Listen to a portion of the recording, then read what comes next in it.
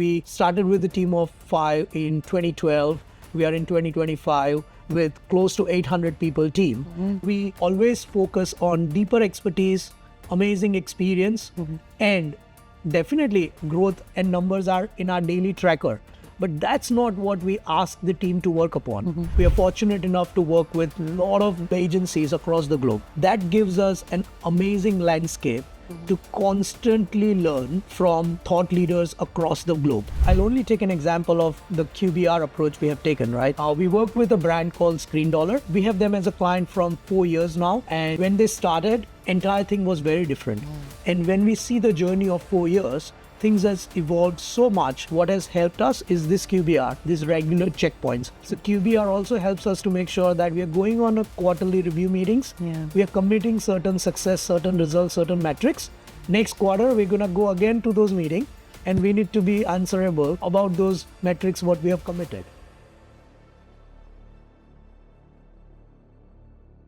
Hi Nital, thank you so much for doing this for me today. As I was telling you that I came across our story on how we grew from 2012 all the way to 25, and I wanted you to share that story, but I don't want to be selfish and listen to it all alone. I want everyone else to get that opportunity to hear our story. So here we are, and thank you so much for doing this for us today. And I would love to hear how we grew from our journey and what our journey has been from 2012 to 25. Thanks, Risha. Thanks for asking that. And I'm sure I've answered that few times before, but it's one of the questions very close to my heart. So I would take it up again with all the energy. So yeah, journey has been super amazing, very exciting journey with roller coaster, lots of learning. But one thing is constant at Mavlers is our growth mindset. A mindset to always grow, constantly improve, and chase bigger goals. We always been that organization, starting me, my business partner Jamin, lot of people in leadership team. If you interact with most, you would realize one thing we have in common is that our DNA of growth. That growth mindset is always there ever since we started the business. And that's possibly the reason we started with a team of 5 in 2012. We are in 2025 with close to 800 people team. And irony is, even though we talk about growth mindset, but growth doesn't come when you try to work on growth. True. Right? Growth doesn't come when you try to chase revenue, when you try to onboard more customers. Growth actually comes when you build super deep expertise in what you do and you deliver amazing experience to every customer you interact with. Basically, it's like leading and lagging indicators, right? Growth is your lagging output of all the effort you put, all the leading indicators you work upon. So our mantra at Mavlers is expertise, experience, growth. So whenever we always focus on deeper expertise, amazing experience, and definitely growth and numbers are in our daily tracker. But that's not what we ask the team to work upon, right? That's for us to monitor it on a regular basis to make sure we are progressing forward. But at the core, it's always expertise and that amazing experience. Giving to the customers, yeah. And that's a fresh new look at the word growth itself, right? Because we've always thought of it as, okay, you put across a number, you chase growth. But it's a good way of looking at how growth is a natural byproduct of our focus on expertise. Then in that case, then can you tell me about what expertise means to us? So expertise is like, it's a very generic term, right? If you look at it from a broader lens, but it has a lot of depth to it. Whatever we do, how can we master into that? How can we become alpha of that? When we started our business, we set up our business with different ventures focusing on very specific services, very specific problem statements. And we built amazing deeper expertise, starting from setting up our processes, practices, checklists, building that domain knowledge, understanding the customer. Over time, when we evolve, our service landscape has expanded. So now we offer full service digital support for a lot of marketers around the globe. And we are fortunate enough to work with a lot of global agencies across the globe. That gives us an amazing landscape to constantly learn from thought leaders across the globe. What practices they follow, what results are like, what strategies are working for them, what results they are able to achieve, and which strategies are not working for them. If they are working on different specific industries like B2B, B2C, it could be e-commerce, it could be healthcare, then what is their approach to deliver results? And what sort of expertise they build in their strategic approach. And expertise is a constant thing. We always ensure that we are attending all the conferences to be ahead of the curve, to adopt all the advanced technologies and techniques. We always make sure that when we are working with these agencies, we absorb as much as we can, and we also pass it on across the team. Because a lot of time what happens is, team working in US for one agency, they have some amazing learnings, some deeper expertise into SEO, that how SEO is evolving and how now GPTs of the world are changing that landscape. Now, how can we articulate that knowledge fast enough across the team so that even our customer in Australia is getting that benefit of the constantly changing landscape in our industry? So yeah, I always say expertise is a constant thing. It's a mindset to have that continuous improvement in what you do and going deeper and deeper to your best ability. I know you mentioned that, with great expertise is how we are able to translate into amazing experiences for our client. And before we even jump there, I would love for you to touch upon this point that you told about the transferring of this expertise. How are we able to do that so that it drives that growth, as you mentioned? I think it's like a lot to do with the culture, right? It's that mindset, like we talk about growth mindset at a leadership level. That culture of sharing that knowledge, that culture of collaboration, because 800 people team, everyone works remotely. People works in different time zones for different geographical clients. But then how do we manage that central repository of the knowledge we cater, the strategies we have seen working for brands, for different industries, right? And how can we pass on that knowledge across the team? So I think when team gets into that collaborative approach of sharing the knowledge, sharing their successes, we have our like weekly team catch-ups, we have our departmental all hands, we have our company level all hands. These platforms helps us to ensure that how can we spread all those success stories, definitely keeping the brand and their confidentiality aside, but the practices, the approach, what has worked, that's not an IP of any individual brand or industry. That's the knowledge we cater.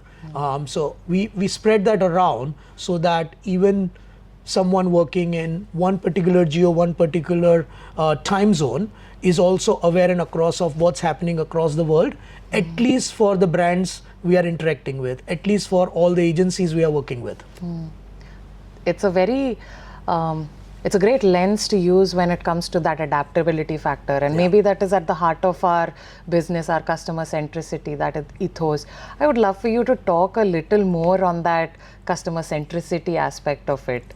So I was going to come to that because building an expertise is definitely a unidirectional approach, right? You can build amazing, deeper expertise, but unless and until you cannot articulate it out and align that to customer success, right? Those expertise doesn't have any tangible impact.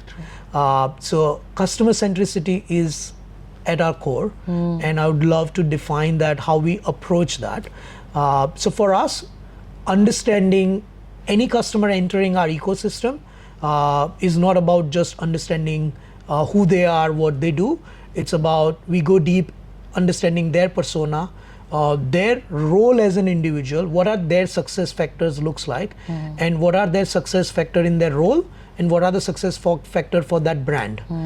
Then we ensure that holistically any channels we pick, be it SEO, be it performance media, be it programmatic, be it email marketing, marketing automation, we ensure that all our strategy across all channels are getting aligned to their success factor.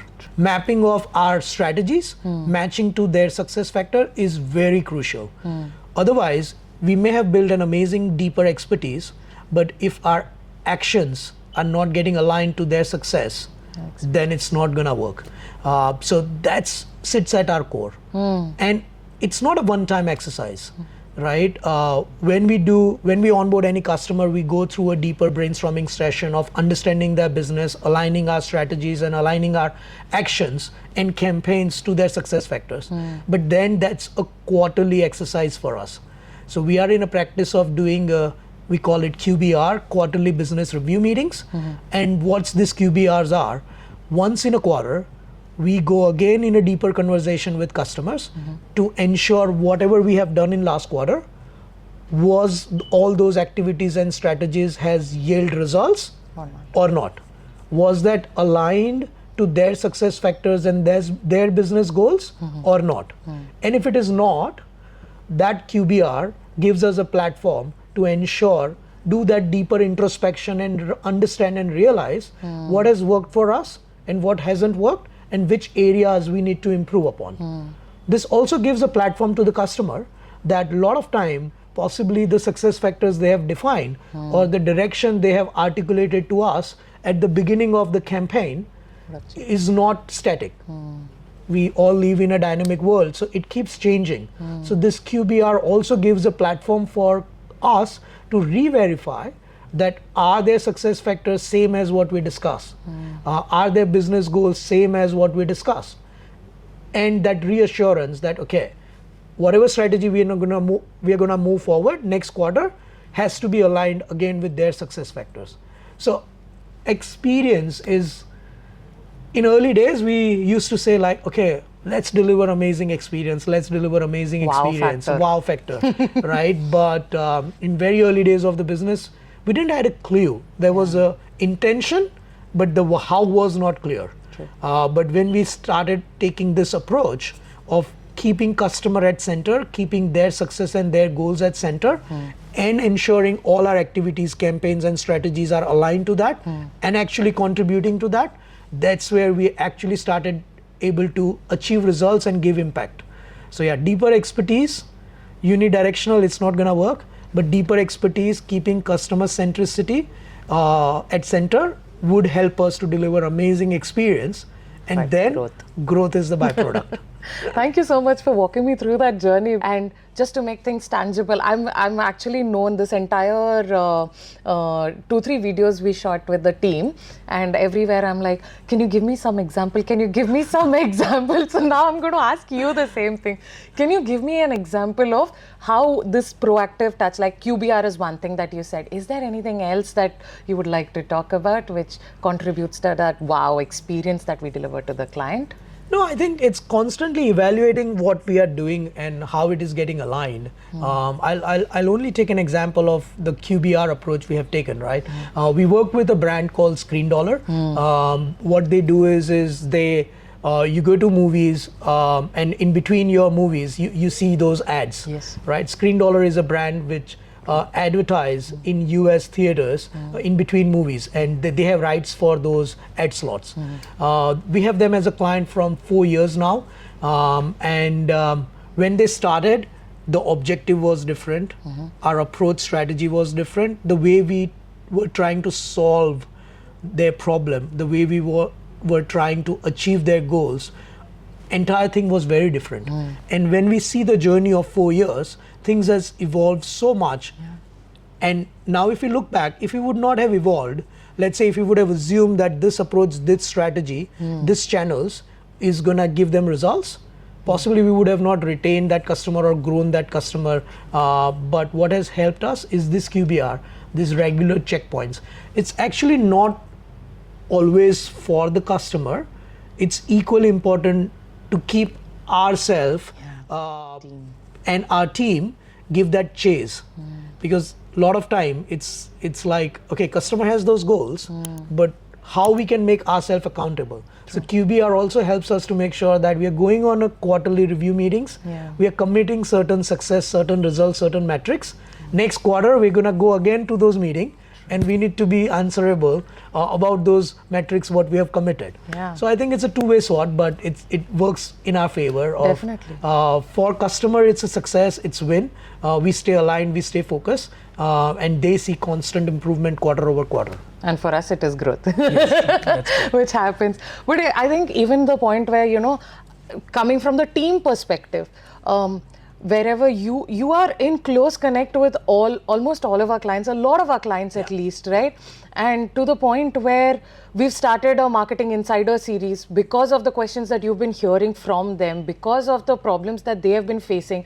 And I think that has also contributed to our expertise, because I'll just talk about like my experience with this. So you went and met with a few of our customers and clients, and you learned that the market has certain gaps, and immediately your thought process was, how do we fix this gap? Yeah. And that's how the marketing insider series was birthed. And now we're having these Q&A sessions with people, and that skill set is also translating into our own journey, like the one that we had with benefits, where we were talking about the customer value optimization with Valentine Radu. And even we started thinking on that lens. Or with Jessica, where you were talking about how CRO is the new CMO. Yeah. Our internal focus is also shifting in that sense. And I see that expertise translate as part of those genomes that build our DNA. Yeah, and like you learn from the market, you learn from customers, you learn from your external interactions. We learn always more being in the market. So that's always the preferred approach of our team attending conference globally across all the time, depending on which service they are focusing upon. So the search leader would make sure that they are attending all the search conferences. And attending conferences now you can do virtually online as well. But when you go actually out, right, when you interact, when you meet colleagues, when you see industry thought leaders, and when you hear them in person, and when you interact them over networking events, right, it brings you different level of realization of, okay, how up to speed you are in your capabilities and expertise you hold, and what are those gaps and how you can overcome those gaps fast enough.